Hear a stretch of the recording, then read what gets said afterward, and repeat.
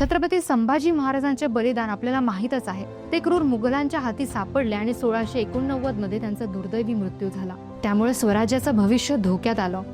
संभाजी महाराजांच्या मृत्यूसमयी राजाराम महाराजांचे वय केवळ 19 वर्षांचे होते।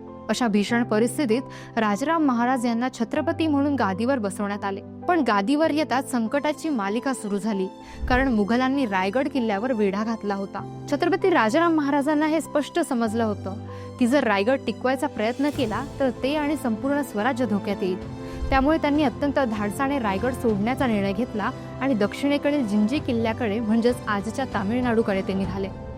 हा प्रवास अत्यंत कठीण होता, पण त्यांनी तो पूर्ण केला। नोव्हेंबर 1689 मध्ये ते जिंजी किल्ल्यावर पोहोचले आणि तिथूनच त्यांनी पुन्हा स्वराज्याचा ध्वज फडकवला। त्यावेळी त्यांच्या बरोबर अनेक पराक्रमी सरदार होते। संताजी घोरपडे, धनाजी जाधव यांसारखे शूर योद्धे राजाराम महाराजांच्या मार्गदर्शनाखाली लढत होते। मुघल सरदार जुल्फिकार खान याने जिंजीवर जवळजवळ 8 वर्षे वेढा ठेवला, पण राजाराम महाराजांनी कधीही हार मानली नाही। जिंजीवर वेढा सुरू असतानाच त्यांनी धाडस करून गुप्त मार्गाने महाराष्ट्रात परतण्याचा निर्णय घेतला।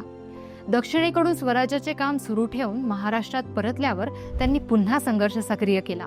पुढील अपडेट्स जाणून घेण्यासाठी चॅनलला सबस्क्राइब करा व बेल आयकॉन प्रेस करायला विसरू नका। धन्यवाद।